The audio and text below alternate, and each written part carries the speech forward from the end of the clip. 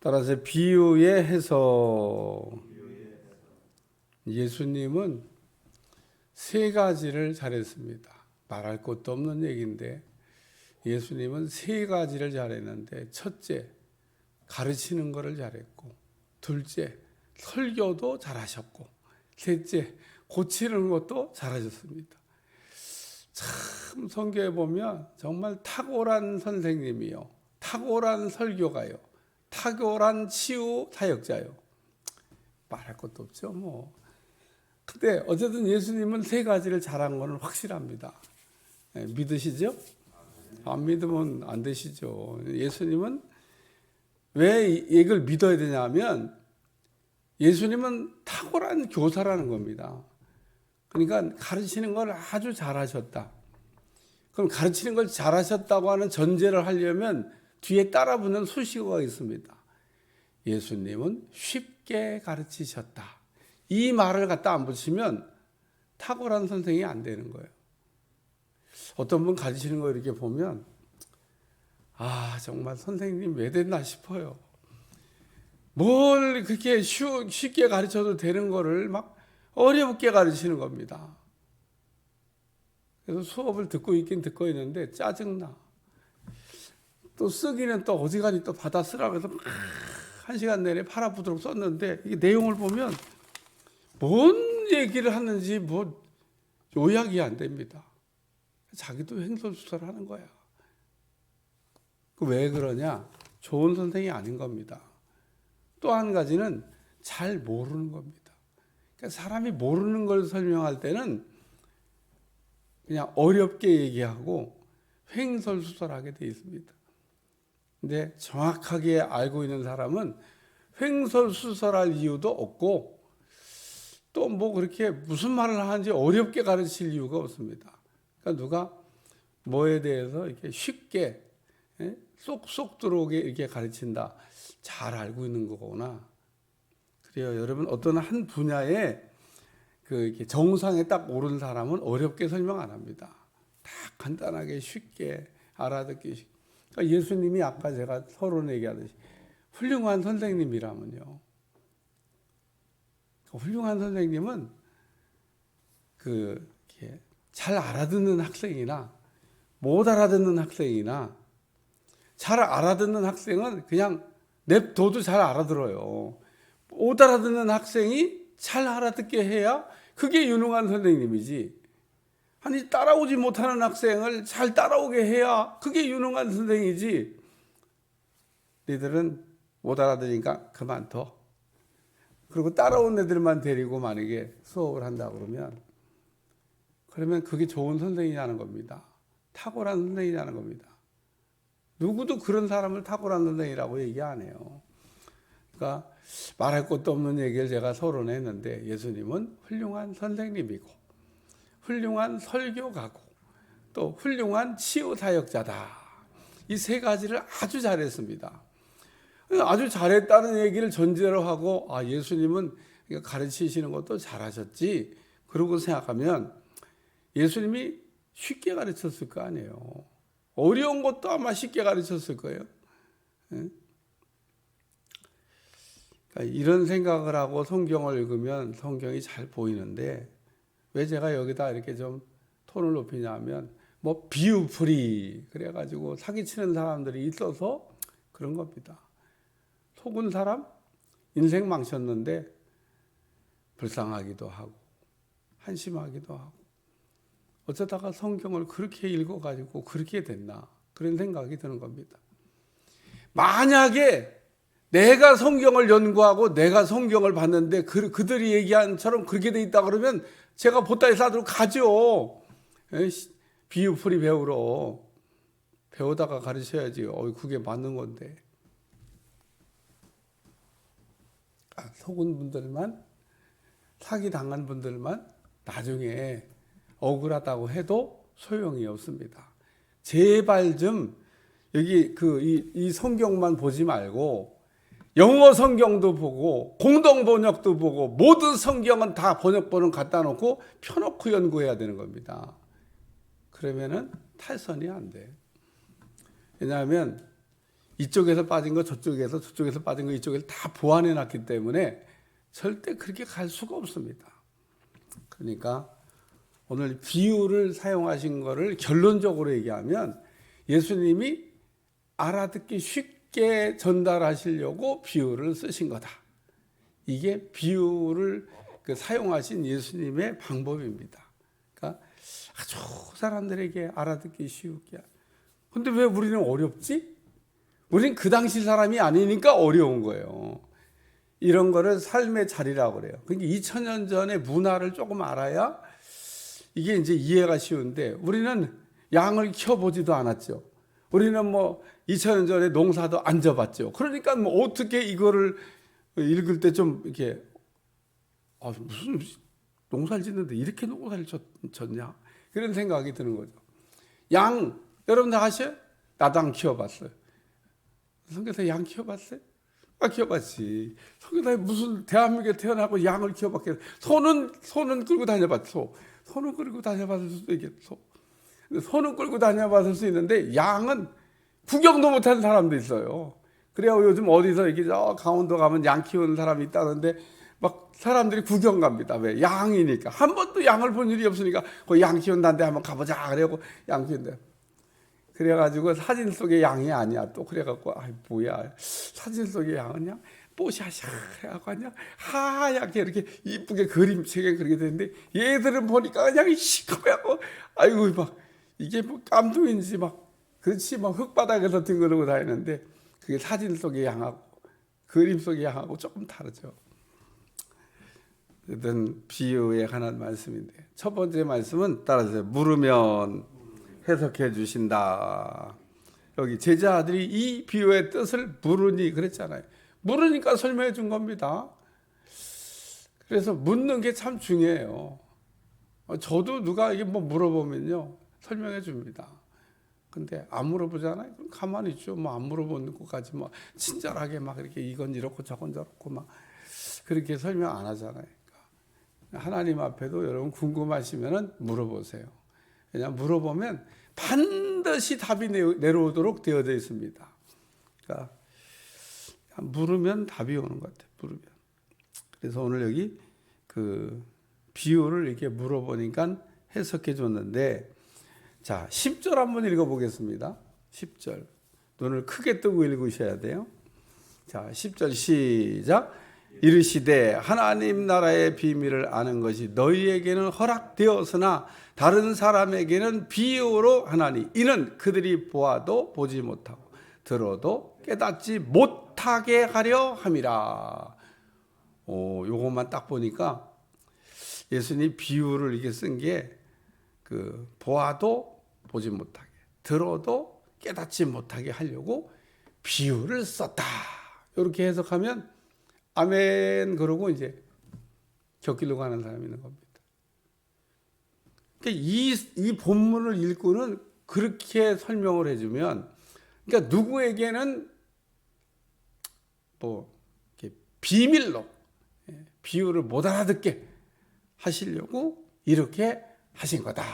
그리고 요 구절을 해석한다면 그런 것 같아요. 이 구절만 읽어보면 다른 사람에게는 비유를 하나니 이는 그들로 보아도 보지 못하고 들어도 깨닫지 못하게 하려고. 그러니까 비유는 예수님이 왜 이렇게 쓰셨냐면 그게 어떤 사람에게는 못 알아듣게 하려고 아주 그냥 그 비밀 문서처럼 그래서 아주 하셨다 한 것처럼 읽어집니다. 자, 성경 한번 더 보겠습니다. 마태복음 여기 13장 뭐라고 되어 있잖아요. 마태복음 13장 10절. 짧은 시간에 이거 그래도 할 수 있습니다. 마태복음 13장 10절. 여기는 더 어려워. 자, 그렇긴 한데 13장 10절부터 천천히 읽어나가면서 제가 이렇게 툭툭 치는 거 잘 보세요. 읽어보세요. 시작. 제자들이 예수께 나와 이르되 어찌하여 그들에게 비유로 말씀하시나이까. 대답하여 이르시되 천국 비밀을 아는 것이 너희에게는 허락되었으나 그들에게는 아니 되었나니. 그러니까 요거 보니까 제자들은 비밀이 아는 게 허락됐는데 무리들은 허락이 안 돼서 무리한테는 비밀로 한 것 같아서 한 것 같이 또 돼 있어요. 그 밑에 시작. 무릇 있는 자는 받아 넉넉하게 되고 없는 자는 그 있는 것과도 빼앗. 그러므로 내가 그들에게 비유로 말하는 것은 그들이 보아도 보지 못하며 들어도 듣지 못하며 깨닫지 못함이니라. 말하는 것은 그들이 보아도 보지 못하며 들어도 듣지 못하며 깨닫지 못함이니라. 그러면서 이사야 예언을 쭉 얘기했어요. 이사야가. 자, 계속 14절 15절 시작. 이사야 예언이 그들에게 이루어졌으니 일렀으되 너희가 듣기는 들어도 깨닫지 못할 것이요 보기는 보아도 알지 못하리라. 이 백성의 마음이 완악하여져서 그 귀는 듣기에 둔하고 눈은 감았으니 이는 눈으로 보고 귀로 듣고 마음으로 깨달아 돌이켜 내게 고침을 받을까 두려워함이라 하였느니라. 그러나 너희 눈은 봄으로 너희 귀는 들음으로 복이 있다. 그렇게 보고 싶어도 보지 못하고 듣고 싶어도 듣지 못했던 사람들이 보고 듣게 됐다라고 하는 말씀을 지금 설명하고 있습니다.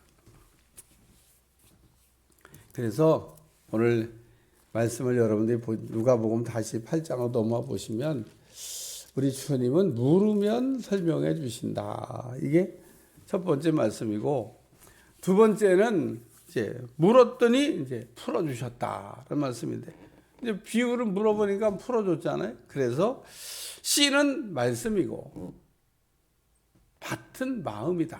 이제 우리 주님 그렇게 풀어 주셨어요.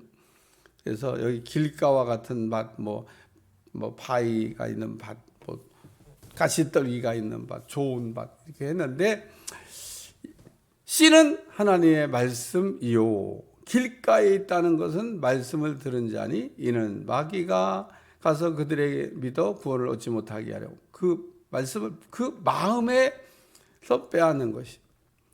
그래서 그 씨는 말씀이고 뭐 씨는 마음에다가 뿌렸다.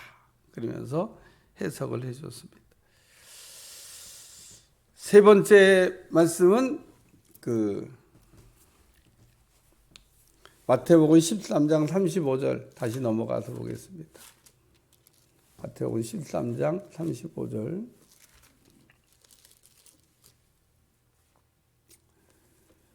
자, 13장 35절, 아니 34절 35절 같이 읽어봐요. 시작. 예수께서 이 모든 것을 무리에게 비유로 말씀하시고 비유가 아니면 아무것도 말씀하지 아니하셨으니 이는 선지자를 통하여 말씀하신 바. 여기서도 또 비유가 아니면 아무것도 말씀 안 했다는데 강조해갖고 모든 게 다 비유라고 설명하는.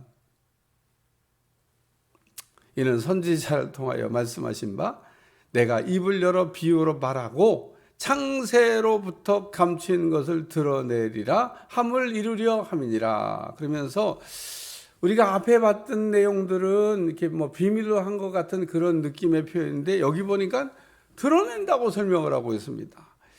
비유로 말씀하시고 비유를 말한 거는 감추인 거를 드러내려고. 다시 말해서 어려운 거, 알지 못하는 거, 보아도 보지 못하고 들어도 듣지 못하는 거를 알아듣게 하시려고 그렇게 하셨다. 자, 마가복음 4장 33절 34절. 성경 연구할 때는요 같이 다 찾아보셔야 돼요. 마태복음 4장 33절 34절. 여기도 똑같은 비유에 관한 말씀인데 조금 다르게 쓰여져 있어요. 마태복음 4장 33절 34절. 다 같이 읽어봐요. 시작.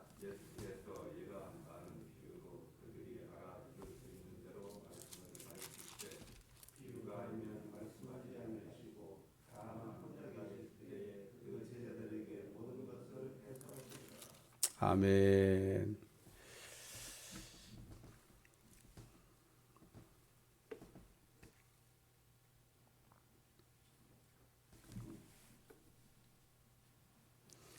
예수께서 이러한 많은 비유로 알아들 수 있는 대로 말씀을 가르치시되 비유가 아니면 말씀하지 아니하. 다만 혼자 계실 때 그 제자들에게 모든 것을 해석하셨더라. 그래서 비유로 그들이 알아들을 수 있는 대로 말씀을 가르치셨다. 그렇게 말씀하고 있습니다. 결론적인 얘기는요, 이렇게 되어 있습니다.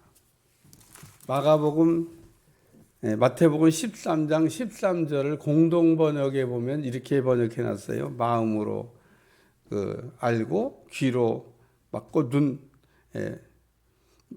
마음 문을 닫고 귀를 막고 눈을 감았는데 그렇지 않으면 귀로 듣고 마음으로 깨달아 와서 온전히 고침을 받으리라. 그래서 그 이사야의 예언은 귀를 닫고 눈을 닫아서 보지도 못하고 듣지도 못했는데 그러나 만약에 듣게 되고 보게 되면 온전하게 고침을 받는다. 그러니까 이사야가 예언할 때에는 사람들이 강팍해가지고 말씀을 해도 못 알아듣습니다. 그러니까 보고 싶어도 볼 수가 없고 듣고 싶어도 들을 수가 없는 꼭 길가와 같은 밭에 있는 그런 심령들인데 만약에 보게 되고 듣게 된다 그러면 온전하게 된다라는 얘기를 말씀하고 있습니다. 자, 마지막으로 마태복음 13장 다시 찾아서 읽고 결론을 맺겠습니다. 마태복음 13장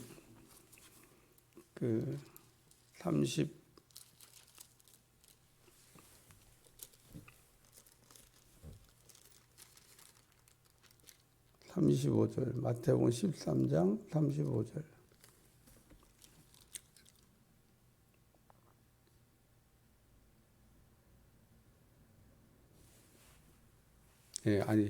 마태복음 13장 16절, 17절 같이 읽습니다. 시작. 그러나 너희 눈은 봄으로 너희 귀는 들음으로 복이 있도다. 내가 진실로 너에게 이르노니 많은 선지자와 의인이 너희가 보는 것을 보고자 하여도 보지 못하였고 너희가 듣는 것을 듣고자 해도 듣지 못하였느니라. 그래서 우리 주님은 이렇게 오셔서 제자들이 잘 알아들을 수 있도록 이렇게 말씀하셨다는 겁니다. 씨 뿌리는 비유에 관한 말씀인데 예수님은 이렇게 알아듣기 쉽게 가르치시기 위해서 비유를 이렇게 하셨다는 겁니다. 따라서 오늘 하나님의 말씀을 우리가 들으면서 잘 듣고 잘 깨닫는 사람은 복이 있는 사람인 거죠. 구약에 있는 의인들이나 선지자들이 메시아를 보고 싶었지만 메시아의 또 전하는 메시지를 듣고 싶었지만 못 봤습니다. 그냥 기다리다가 다 하나님 나라 갔죠. 근데 예수님이 딱 오셔서 지금 눈앞에서 보여주고 있는데 보는 사람도 있고 못 보는 사람도 있고 눈앞에서 지금 말씀을 전하고 있는데 알아듣는 사람도 있고 못 알아듣는 사람도 있고 그래서 우리 주님이 그 구약에는 의인들, 선지자들이 보고 싶어도 보지 못하고 듣고 싶어도 듣지 못하던 그 메시아를 보고 듣는 사람은 복이 있다. 그 얘기를 하는 겁니다. 오늘 하나님의 말씀을 이렇게 우리가 읽으면서 혹은 들으면서 이렇게 깨달아지는 사람도 있고 안 깨달아지는 사람이 있습니다. 제가 청년 때 그랬습니다. 청년 때 성경을 읽고 싶어서 읽는데 짜증나요. 창세기, 출애굽기 여기까지는 잘 갔는데 내기만 가면 짜증나. 뭔 말씀인지 알 수가 없어. 읽어지지가 않아. 그래서 막 계속 까만 거는 글씨, 허연 거는 종이 넘기다 보면 그러면 성경책을 자꾸 덮게 돼. 포기. 그냥 안 읽어져도 그냥 넘기고 다음을 읽어야 되는데 꼭 거기에 걸려서 시험에 든 적이 있습니다. 그래서 어떤 분이 고기를 먹을 때 어떻게 먹냐. 일단 살부터 먹으라. 뼈부터 먹으면 먹기가 어려우니까 살부터 이렇게 딱 먹기 좋은 데만 먼저 먹고 그 다음에 나중에 뼈도 먹는 게 건강에 좋으니까 먹기 어려운 것도 먹어라. 뭐 그런 얘기처럼 하나님의 말씀을 이렇게 읽다 보면 쉬운 말씀도 있고 어려운 말씀도 있는데 쉬운 것부터 이렇게 어려운 거는 그 나중에 혹은 성령님을 전폭적으로 의지하면 성경을 이렇게 펼칠 때 절절히 다 이해를 시켜주십니다. 성령님이 저자니까. 그래서 그때는 제가 그걸 몰랐어요. 성령님을 전폭적으로 의지하면 성령님께서 이렇게 다 깨닫게 하신다는 거. 또 그것만 필요한 건 아닙니다. 이렇게 제가 아까 얘기한 대로 공동번역.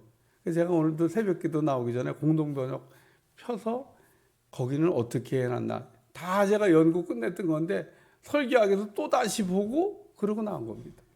그러니까 혹 여러분도 공동번역을 검색이 가능하면 이 구절들에 대해서 공동번역은 어떻게 번역해놨는지 틀린 번역 아닙니다.